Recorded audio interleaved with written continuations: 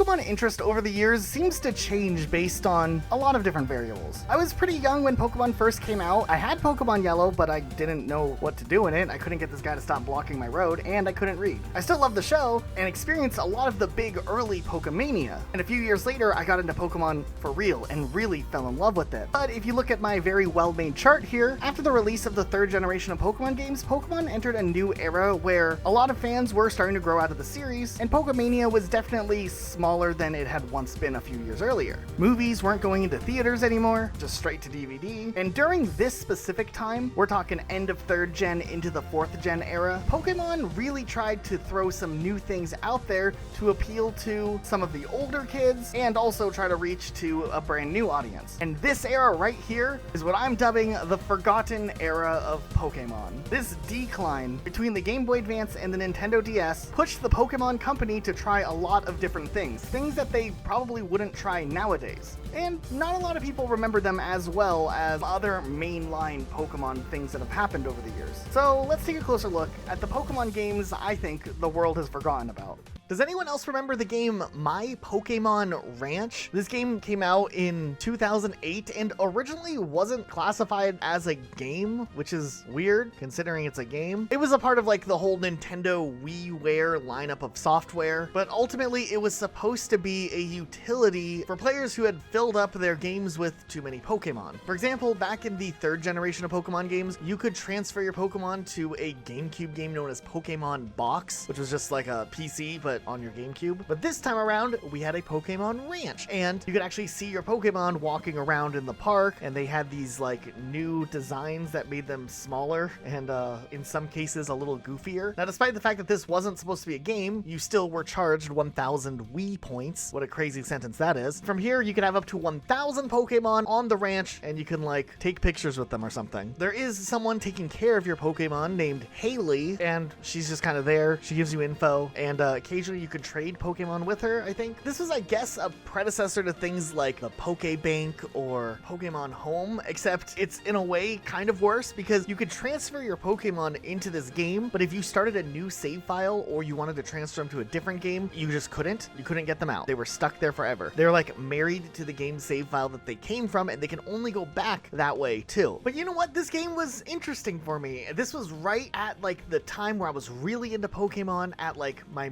most interest that I had. I was like riding that Diamond and Pearl hype train for a while. So this was like a really cool way to interact with my Pokemon in a different way and some new experience. And as weird and really there not being like a whole lot of depth to this, the game was a vibe, if that makes any sense. Like, just look at this. If this isn't a vibe, then I don't know what is. Support ended up being pretty bad for this though. Ultimately, they stopped supporting it really early on, honestly. In 2008, players of the Japanese version of My Pokemon Ranch would get an update that would allow them to interact with Pokemon Platinum as well. However, this update never rolled out to any other region, so people in the West were just kind of out of luck. And then Pokemon Heart Gold and Soul Silver, which came next, were not compatible at all, and that was about it. Still, there were some benefits back in its day, even if it was a weird thing. By bringing in a certain number of Pokemon and fulfilling stuff with like the wanted board, you could get some rarer Pokemon as a gift from Haley directly, like a Fione or a Mew. Hello, Mew, just here. Okay. Still, it wasn't like there wasn't anything to do at all. Like, there were some interesting happenings, I guess. As a me, you could interact with the Pokemon. You could have them like dance, or they can run around and you can watch them. It's kind of entertaining. I mean, there's a lot of things set up where you're supposed to be able to like quickly take a picture or whatever, and there's different toys that you can throw in there and interact with the Pokemon in different ways. But I don't know. I like the era of just like weird, random spin-off Pokemon games that are just out there. And I think this counts as out there. Yeah, I don't understand fully why so many people didn't like My Pokemon Ranch. It was panned really heavily by critics. Apparently people didn't like the me-like graphics, which, I mean, look at this, fair enough. But IGN went as far as calling it the ugliest Pokemon game to hit any video game system, and that is pretty harsh. Have you seen Gen 1 Pokemon? Have you seen a Pidgey in Pokemon Blue? I mean, look at this. Nonetheless, this game paved the way so that one day Pokemon Bank could be a thing, or Poke Transporter, or Pokemon Home, what it is nowadays. I don't know why they had to iterate so many times, but nonetheless, My Pokemon Ranch will not be forgotten. If you weren't active in the Pokemon fan community back in 2006, you might have missed this game, but the the Pokemon Ranger games were really unique. It was an interesting effort by Pokemon to really start to dive into the spin-offs more with bigger projects, and they believed in Pokemon Ranger. Like, they went all out in marketing this game. I mean, we all know Pokemon was already making big moves with the Mystery Dungeon series, and I think they're hopeful that they could continue the success with the Pokemon Ranger games. Not only was Creatures Inc. involved in the development of the game, but also HAL Laboratory, known for the Kirby games,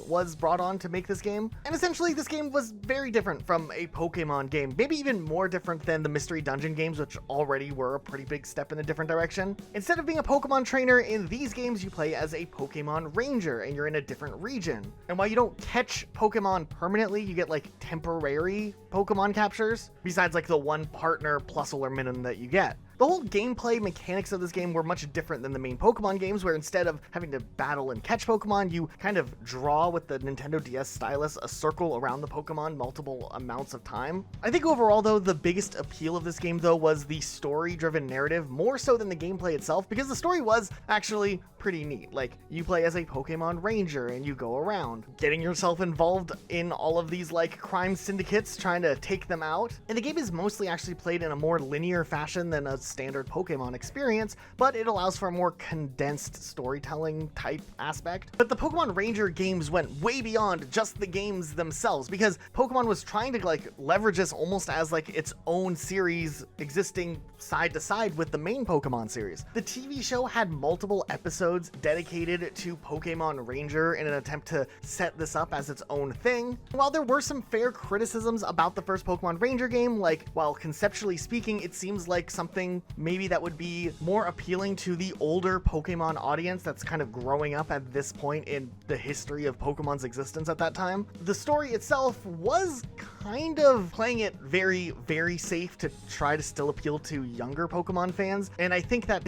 expectation of a more grown-up themed Pokemon game, to get something playing it relatively safe wasn't really that appealing. Honestly, as a kid, I was hyped for this game. I had watched the anime, I saw those episodes, I got the game on day one, and I played it quite a bit, and I think I thoroughly enjoyed it. While the game doesn't necessarily have the best reviews in franchise history, I do think it's an underappreciated game. It's one we don't see anymore, even being mentioned by Pokemon. Mind you, this game did end up getting 2 sequels afterwards. There was Pokemon Ranger Shadow of Almia, which came out just 2 years after the first game, and it introduced all of the Pokemon that were recently introduced in the 4th generation games. Actually did even more to try to expand the options and playability of this game. The capture system was reworked a bit, where there was a little bit more of an involvement from players themselves, where you have to kind of spin your stylus without lifting it up, and there was also like a mechanic where you had to like move your stylus away to avoid getting attacked. But if you stop drawing for too long, then your friendship gauge lowers, making it harder to catch the Pokemon. It just kind of overhauled the system, which I think was really good in making the game more challenging and more engaging in the battling side of things. Besides the main quest, they introduced things like little side missions, and instead of being forced to have just a Minun or a Plusle as your main partner, this time there were like 14 different Pokemon you could choose from, and then you could also get the other ones later on. So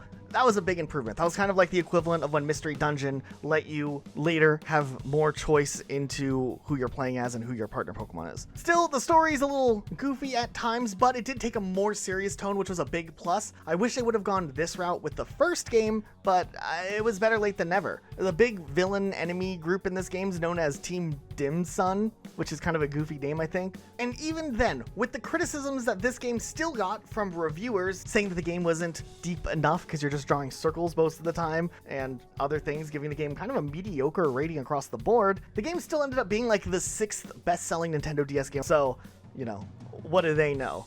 I still thought this game was kind of cool, even with the issues that it had. But by 2010, Pokemon Ranger Guardian Signs released, and this was the last Pokemon Ranger game to come out. And this game I actually missed out on as a kid, because I think between the years of 2006 all the way to 2010, I felt like I had my fair share of Pokemon Ranger experiences. I was on to new things. I guess I was like a teenager at this point, so I was playing like Call of Duty Black Ops. I didn't have time to stop and pick up Pokemon Ranger Guardian Signs. I didn't actually check it out until later on. They did add new mechanics to the little capture thing. You could call out for support Pokemon and stuff like that. But I think ultimately this game was too similar to the 2 previous games that had released over a wide window of time that there maybe wasn't enough interest to garner this series going on furthermore. I mean, the characters looked cool though. I will give them that. The Rangers themselves looked pretty neat. They chose to pick Raikou as like the mascot for the game, which I can appreciate that, but then they also, have the other legendary dogs. And in this game, you get to partner up with a Pikachu with a ukulele. So what more could you possibly want? To be fair, this game did make a pretty big improvement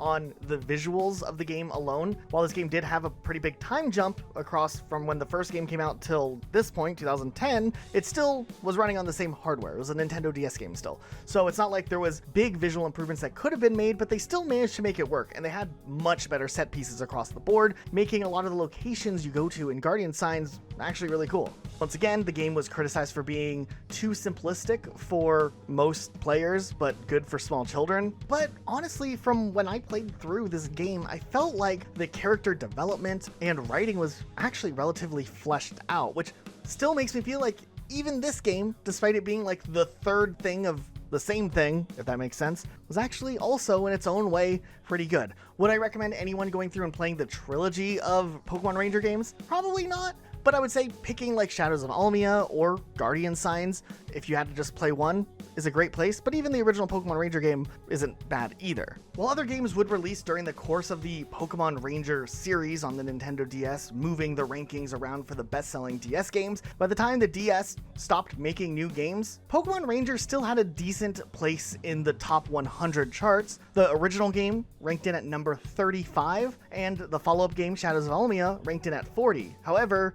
the third game, Guardian Signs, failed to make it onto the top 100 chart. But while sales were lower than what the other games had done, it still made over $1 million in sales, which is still pretty good. Similarly, Pokemon Mystery Dungeon, which had a much stronger breakout success out of the gate, and then the follow-up game also did very well sales-wise. By 2009, the sales were also pretty heavily down, and that game would still get a follow-up game on the 3DS with Super Pokemon Mystery Dungeon, and that still honestly didn't sell all that well comparatively, even though the 3DS was less adopted by that point. Honestly, I was surprised to see Pokemon Mystery Dungeon return in a remake form on Nintendo Switch, and at that point it gave me hope that there's a chance one day we will see Pokemon Ranger reappear as probably a remake, unless they decide to overhaul something and just reuse the branding for a completely different type of game down the road. But there was something special about the Pokemon Ranger games that I think a lot of people didn't get to experience or never acknowledged how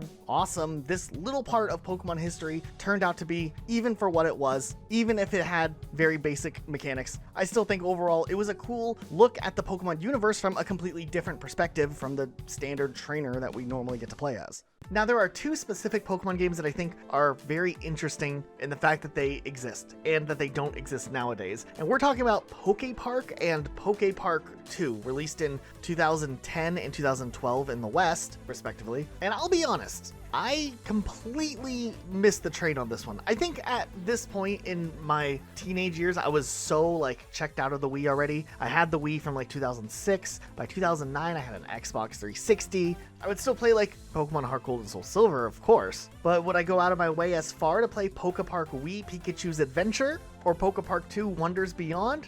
I missed it. But later on, I did see some content creators do Let's Plays on it, and I have seen a lot of these games. And I kind of feel like I missed out pretty heavily. Sure, these games aren't flawless platforming adventures, but they are something ambitious and different, and that I really appreciate. When you run around as Pikachu, there's mini games, there's all these other things you get to interact with. This is such a big step up from a lot of the spin-offs Pokemon was doing in the Wii era.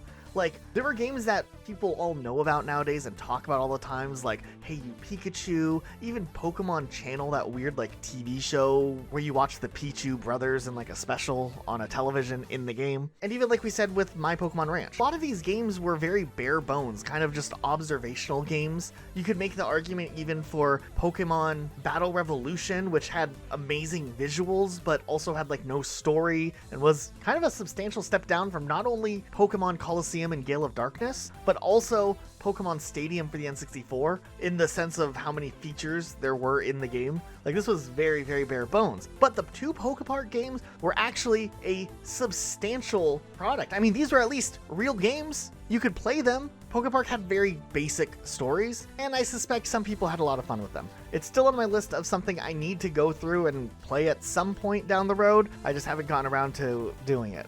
I don't know which one's better either. Do I start with Pokepark 1 or Pokepark 2? Pokepark 2 is pretty cool though. There are some interesting things going on there, like you can switch between multiple different Pokemon and play as them. So I mean, that was kind of a cool inclusion, and of course, more mini games and more things to do. Definitely something I need to look into, but this is a game that nowadays you never hear about. Like, we've seen so many things come forward from the Wii era and the Wii U era to Nintendo Switch. Super Mario 3D World. Pokken Tournament came from the Wii U and was put on the Switch. I'm really surprised that they haven't done anything with either of the Pokepark games and just moved them over to the newer console. They don't even probably really need a remaster. I think just upscaling them to HD would be fine. But this is Nintendo we're talking about, and Pokemon Company, so whether or not they actually would ever bring these games back, I don't know. I doubt we'll ever see a Pokepark 3, but the potential of maybe a Pokepark 1 remaster might be a chance one day, but still, it's a stretch.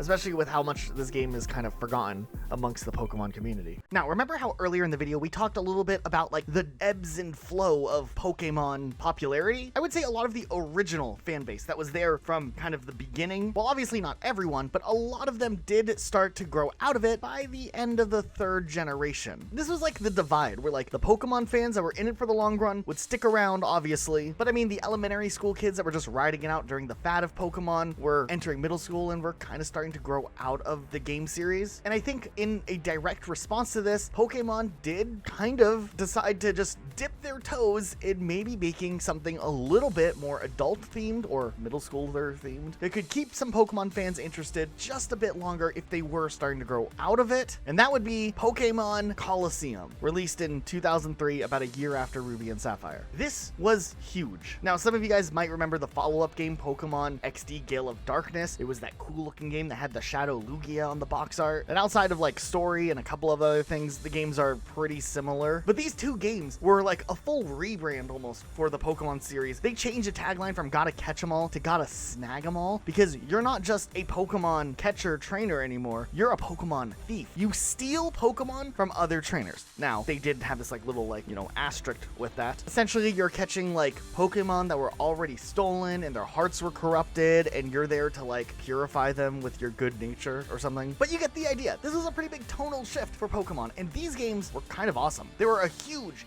evolution from the 3 Pokemon Stadium games that were released on the N64. It just added like an overworld we could run around in, and we could battle trainers in the same format of Pokemon Stadium with the nice 3D visuals. Honestly, newer Pokemon fans don't realize how good they have it being able to play Pokemon on a Switch where you can just plug it into the TV and see it on the big screen. This was like the only time we got to see Pokemon on the big screen, was if we had a game that would do it like this. Otherwise, we're just playing with the old 2D sprite versions. This video is making me feel old. And honestly, if Pokemon Colluseum and Pokemon Gale of Darkness would have just done a couple of other things differently, these would have gone down in history as easily the greatest Pokemon games of all time. And I think the main things that the game lacked was the catching of wild Pokemon and like the random encounters, only being able to catch Pokemon that are from specific trainers, and sometimes you only have like 1 or 2 shots at catching a certain Pokemon is kind of rough. And then obviously this game not having traditional gyms, and the overworld could have had some like more puzzles instead of just the game's playtime being fluffed out by just having constant Pokemon battle encounters over and over and over and over again. Easily, these games would be top tier, looked at as some of the best in series history. Rightfully so. They were very ambitious for the time and a very unique way to experience Pokemon. I loved these games. It was interesting how these games went for a more realistic approach to the way that Pokemon look. Now, obviously nowadays we have 3D Pokemon games regularly releasing, but the art style is much more cartoony in modern releases than what they were going for with these games. They still kind of tried to balance the line of like a hybrid anime cartoon style with some realistic effects or locations, and I would love to see this visualization realized again in a newer game, but I don't see that ever happening. Now, the Pokemon Stadium games on the N64 were awesome because you could pick from a large variety of different Pokemon, and then you could just use them in battle as you wanted. And obviously in this game, it was more single player focused, so it wasn't like that, though you could use like a transfer device for your Game Boy Advance and play with with your Pokemon on the big screen, which I actually did as a kid a couple of times, and it was so cool seeing my favorite Pokemon on the big screen. So when the Nintendo Wii rolled around, people were still expecting something to come out, especially with the new 4th generation of Pokemon releasing. Would we get another Pokemon Colluseum-like game? Would they go back and do Pokemon Stadium 3 finally? We got something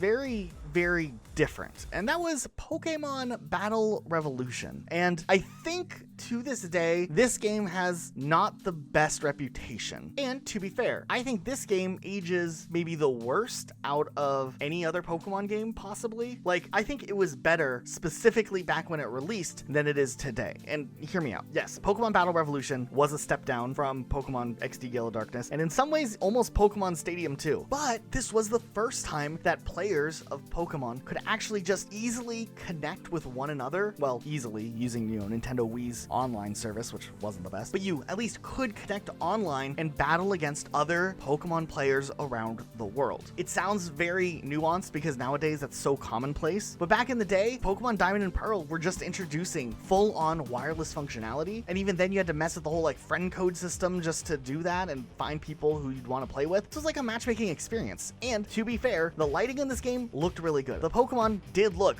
really, really good for its time. And they even brought back the voice actor announcer from the television series. A sandstorm is brewing in the Colosseum.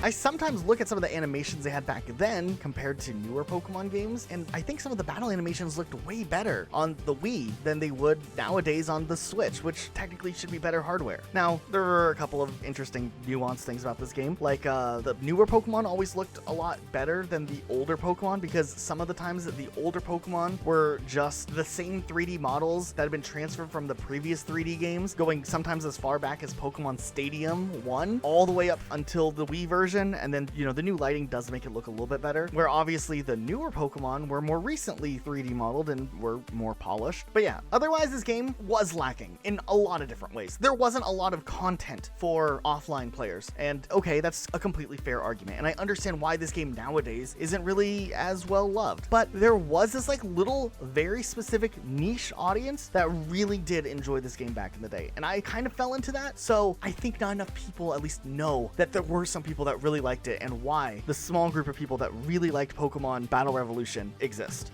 I genuinely do believe that Pokemon Stadium, even though there were only those games back on the N64, could continue to exist today as a spin-off series. I know there's been official statements from people behind Pokemon kind of suggesting that there isn't a need for games like Pokemon Stadium because now the mainline games are 3D. But changing up the visual art style a little bit to have this more realistic, maybe grander presentation style could be really cool, but it would be amazing if they made a Pokemon Stadium 3 officially that allowed players once again to pick from any Pokemon and then battle online and try out different teams to see what the perfect team could be for a competitive thing. If anything, if Pokemon took a note from Pokemon Showdown, that fan battling simulator that's online, it shows that there's a demand for people just to be able to jump in with a team that they threw together in a couple of minutes and battle it out and see how the team does, more than having players only being able to see how well a Pokemon does after they've spent hours and hours leveling up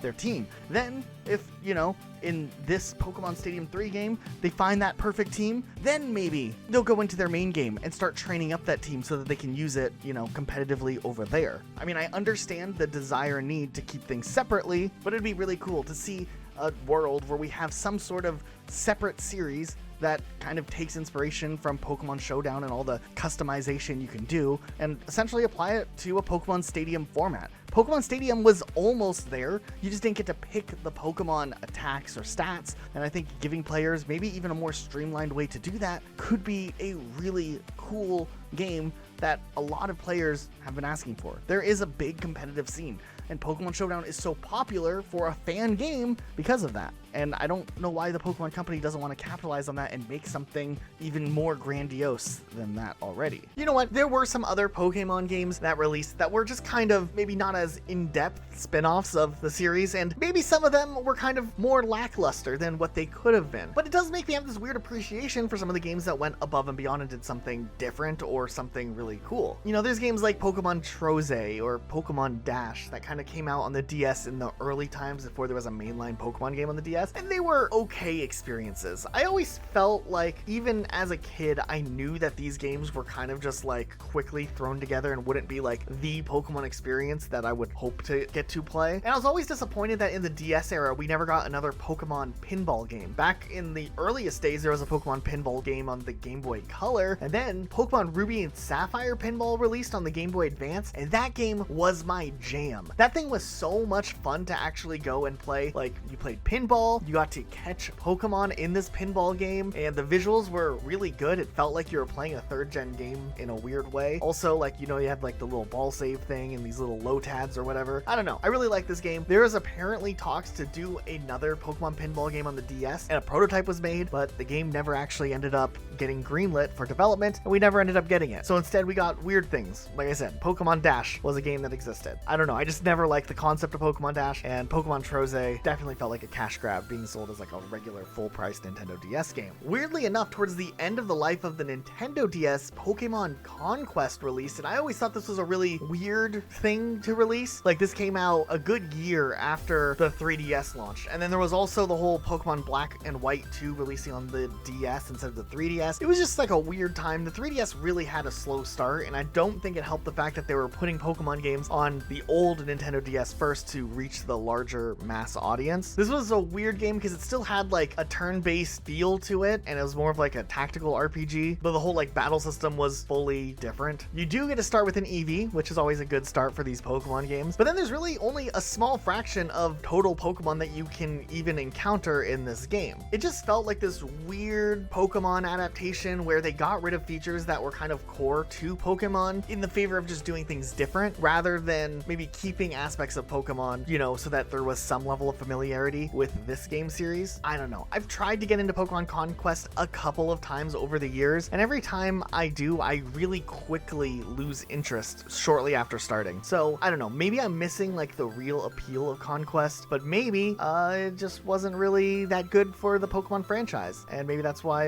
Pokemon Conquest isn't getting like a new Switch release every couple of years either, but I don't know. So after I looked at all of these games, I thought to myself, I wonder how casual Pokemon fans thought about these games. So then I decided to turn to my friend Luke, who is probably the perfect example of a casual Pokemon fan. Like, he's played most of the mainline games, but hasn't really done too much of a deep dive into every single spin-off game that's ever existed, but some spin-off games have been more appealing than others, and he's tried them out. So I thought it'd be cool to, you know, just drop him in a call no context and ask him what he remembers about some of these more obscure spin-off games that the world kind of forgot. Hey Luke. Yeah. Do you remember the Pokemon game Pokemon Dash? Was that for the Nintendo DS? Yeah. Okay, vaguely, yeah. Did you ever play it? I don't think so, but I think it was on the eShop, right?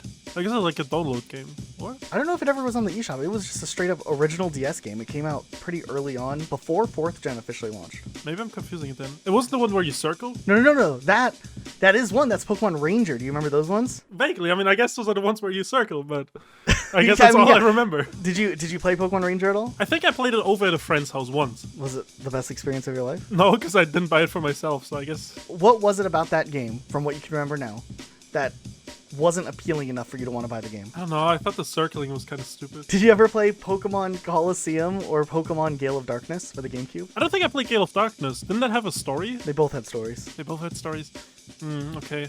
Are you sure you played them? Well, I was gonna say, I played Pokemon Colluseum, because that had a story, right? And so did Gale of Darkness. Yeah, but I just never played Gale of Darkness. I didn't know if it had one, too. Do you remember anything about Colosseum? No. You don't remember how you had to snag them all? No, what was that? Yeah, so like with that Pokemon game, they were trying to appeal to an older audience. So they added the catchphrase, gotta snag them all, because you go around stealing Pokemon from other people. So you're a criminal? Kind of. You're like a former criminal, but then they do this whole thing where it's like you're purifying the hearts of Pokemon that have been stolen. So you're kind of the good guy. What is that lore? I don't know. And you had that like annoying girlfriend character who follows you around everywhere. Okay, but Gale of Darkness, you never played that one with the little brown hair character who had like little like glasses that like... The glasses shoot? Water? No, they would like show you if they're a shadow Pokemon. Oh, okay. No, what's the story in that one? I don't know. You go around catch stealing Pokemon again. So you're a criminal again? I don't know, dude. Yeah, but like you're less of a criminal now. Okay. And you get an Eevee to start out with, and then you can choose what you want to evolve into. Oh, they had their own starters? Well, that one, Gale of Darkness, you had Eevee. and you could choose what to evolve it into. You just picked up like the stone. How many evolutions do we have back then? Back then it was Jolteon, Vaporeon, Flareon, Umbreon, and Espeon. You didn't have to do the friendship stuff in that game. The next generation, they added Leafeon, Glaceon, and then the X and Y generation, they added Sylveon. So yeah, 8. And then in Colluseum, your starters, you didn't get to pick them, but you just had an Umbreon and Espeon as starters. Oh, okay. So you had 2 Pokemon as starters? Yeah, you drove a motorcycle, and then you had a sidecar, and one of the Pokemon would be in the motorcycle until you get the girlfriend, and then the girlfriend's in the motorcycle sidecar. It was a weird game, actually, the more I think about it. Do you remember the main bad guy? No, that's the main bad guy? Yeah, you don't remember him? No, what the hell? With his Ludicolo?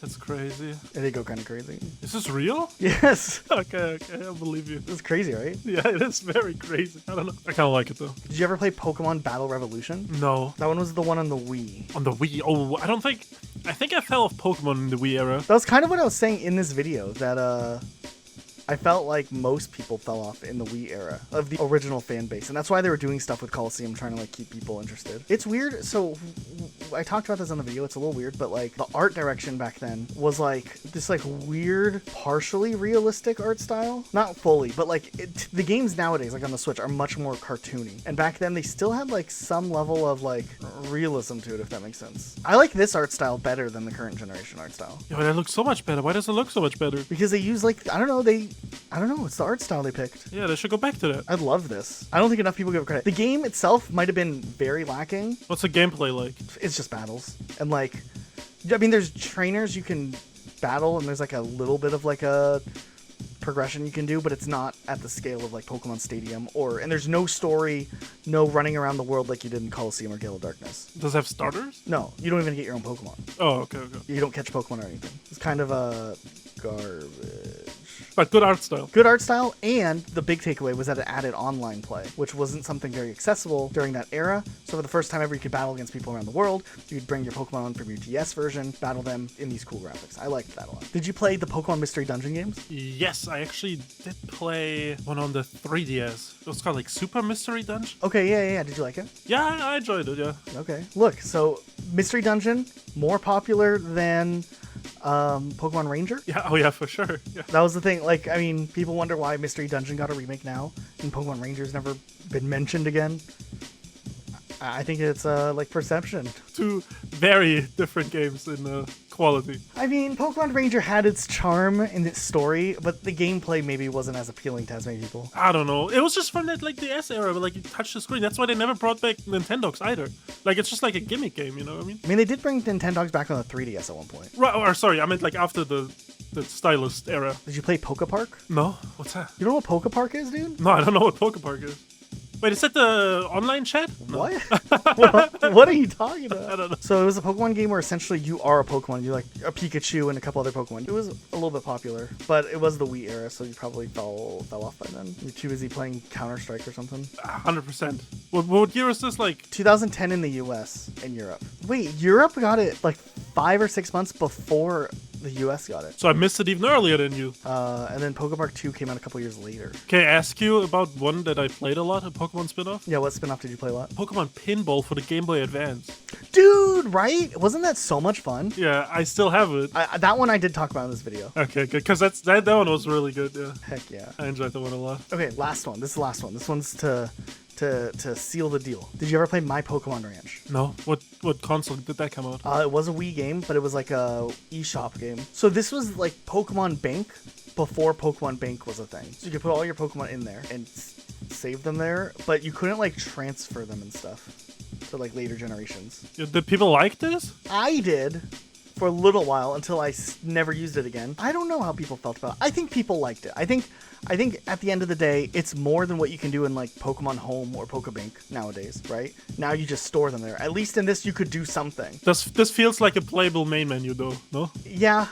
I mean, they just walk around, you just watch and observe, pretty much. There's not a lot to do. Dude, oh, wait, oh, look, dude, there's an IGN review of it? I mean, I'm sure IGN reviewed it. What did I give it? They didn't give it a number. Oh, they said it's not much more than the Me channel with Pokemon. Ultimately, My Pokemon Ranch isn't much more than the Me channel, but with Pokemon creatures. Unless you're looking to give your Nintendo DS Pokemon creatures something to do, this WiiWare title isn't worth the 1,000-point investment. Damn, dude, they roasted the hell out of it. They did roast it. Dude, look at the description on that video. None? Just it says the word none. I don't know. None. There was a couple of good things to it. You could get a couple rare Pokemon, like you could eventually get Mew, which is pretty cool. Wait, how do you get Mew? Like, You have to like get a certain amount of Pokemon in there and like do a bunch of like bounties or something. I don't know. Interesting. Okay, well, that was pretty much it. Thank you for answering my question about how casual Pokemon fans see some of these Pokemon spin-offs. Yeah, of course. And I think the main answer is most casual fans don't play the spin-offs unless they're really cool. Yeah, that's true. Yeah, I can confirm that. So, after all of that, I do have to take note at something. I think it is very clear that while some of these spin-off games are nowadays forgotten and not appreciated in the way that they maybe once were, they did serve an importance for its time. A lot of people, even if the audience was niche, do remember and love a lot of these games. And who knows, maybe one day down the road, we'll see a game series like Pokemon Ranger randomly pop up and release again. I remember like 8 or 9 years ago, I made a video talking about how I wanted to see a new Pokemon Snap game. And I thought that was very unlikely, but we did eventually get a new Pokemon Snap game on Nintendo Switch. So it's not like it's impossible to see a sequel to games 15 to 20 years later. And who knows, maybe Pokemon will look into trying to explore expanding upon their main idea and try to tell more stories in different ways. Detective Pikachu for the 3DS was a good example of this. It just was so long, so late, and so weird when the sequel came out that I think that game didn't really do as well. Also, I heard the game wasn't that good. I don't know, I haven't played it myself. But hey, at least the Pokemon Company tries to do different things some of the time. I'm optimistic. There are some interesting things Pokemon's cooking up with that new Pokemon Legends ZA. This could be really cool, and hopefully they take the time to cook it well enough, but yeah, we'll just have to wait and see. But anyways, I think that's a good point to wrap this up on. If you enjoyed this video, make sure you subscribe, and maybe let me know in the comments if you like Pokemon videos. I'm always kind of nervous to put out a Pokemon video versus like Animal Crossing stuff, but hey, every once in a while we can try something. But let me know what you think. Subscribe if you're new, and we'll see you next time with a new video. Bye guys.